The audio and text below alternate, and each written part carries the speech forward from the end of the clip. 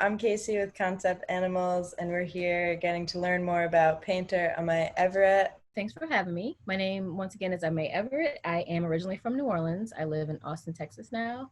I am a painter. I work with watercolor, oil, acrylic.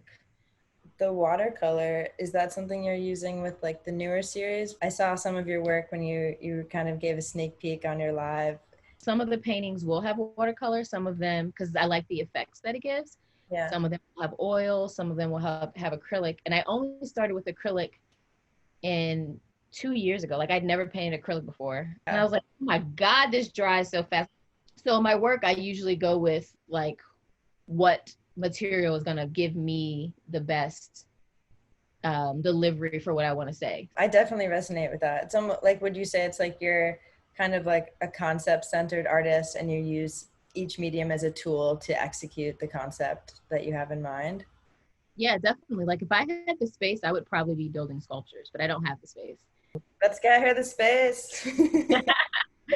I basically, yeah, I have a concept in my mind and I then say, okay, how in the real world will this be best delivered in what medium? And then I go from there. You seem to kind of be using like your visual language to be like kind of studying human interaction in ways, or like human communication or non-communication.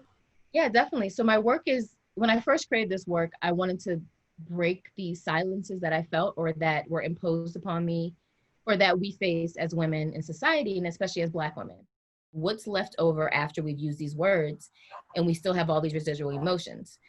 And so I think that line and texture and color transcend these words because, you know, I may feel a certain way, but I can't express this to someone who speaks another language. But in this painting, they can feel somewhat of how I felt. Would you say like you kind of utilize color theory to kind of try to compensate for the finitude of words?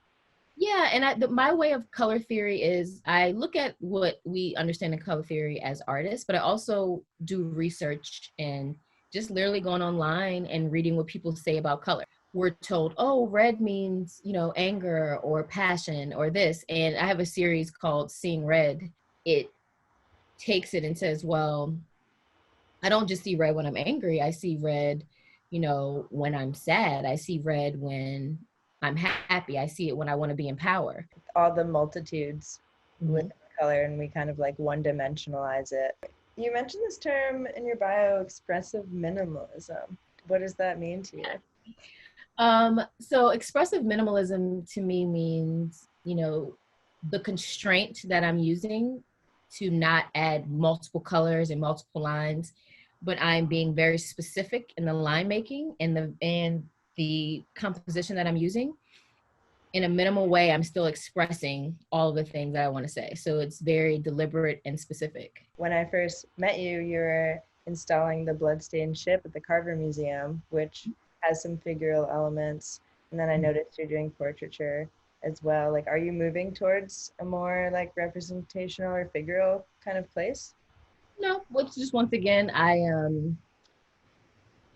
had this like I have this reason for confronting memories, and I figured they were my memories, so I should insert myself in this piece in a way.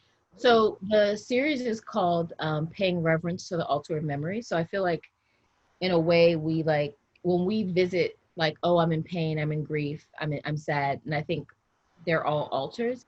Sometimes we stay at one altar without giving reverence to the other ones. I have a piece that's called This One Came in Three. So it's like a memory that has different players, but it's the same situation. One was like childhood, one's like young adulthood, another one's like later on. I like how you said like you kind of connected emotions to being like their own altar. I think memories are so wild in ways because it's like we really do repeat them and like repeat them and repeat them. In reality, like they're not a literal like transcription of anything. You know, I came to the conclusion, I'm like, you know, when we replay these memories, it's like we're rewriting the hard drive every time.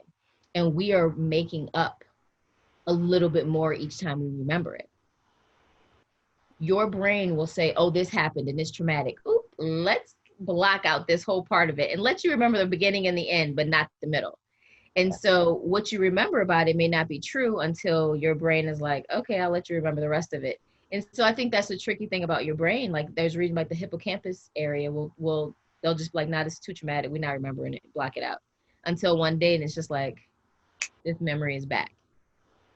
Just doing all this research on memories and how the brain processes and protects you, it's very, very interesting. Memories are something that have a weird like control of me slash something I'm always running from, but also going towards. Like, what do you think kind of triggered your like deep study into it? I think it was like, there are memories that are haunting. And I think the work that I do is so introspective. So I think it's just a journey that was like, okay, now you're here. It's like kind of like, I don't know, like you're walking through the paths of your mind. And so I got to the stone of memory. It's like, okay, now you need to work on this. Because I don't think memories are all bad. I think that's how we survive. And I think our memories are important in that way because they keep us alive. Like, you remember how to get home. You remember not to eat this because it's poisonous. Memories serve you that purpose. I think some memories are hidden because they need to be. And I think you don't really have the control. It's just my thought. I don't think you have the control over what memories you uncover. I think they will present themselves when your brain is ready for you to handle it. I think your brain has your unconscious brain has ultimate control over how and what you remember. I mean, I completely agree. It's wild to me like how deep of an unknown ocean our own minds are. Like you use the word haunting, and it's like, yeah, some memories are haunting, like in a very literal way. Are there any specific like artists or eras or cultural genres that like really just like kind of exploded your brain of like what art could do, like, and what like creativity could look like? Yeah. So Byzantine art, as I mentioned, was very interesting. They used disguised symbolism because most of the congregation couldn't read. So they had to have, once again, agreed upon symbols that everyone knew were these things and they meant this. So that's important to me because I believe words are also like that disguised symbolism abstraction. Weirdly enough, landscapes. I love landscape. Maxfield Parrish. I really like him. He's like an illustrator. He's like the 30s, 20s, 30s, but his work's beautiful. His colors, his understanding of color is amazing. I love Rothko. There's an artist here in Texas. Her name's Taylor Barnes. She deals with charcoals and the figure in a way that's amazing. Thomas Cook, he lives here in Austin. I'm really interested in deep saturated colors and if there's some sort of symbolism that's hidden into the work that gives you different layers to understand the artist through. And the last artist I'll drop on you is Adrian Piper. Ooh, I don't know. He is amazing. Actual last question. Okay. Um, can you offer any hints of what your future sculptures might look like? Yeah, I'm thinking of going into sculpting wood since I'm in wood now and like infusing glass in some way. Obviously, I need the space for that. But yeah, I'm definitely interested in doing that. And I'm also writing up like a video piece that I want to do.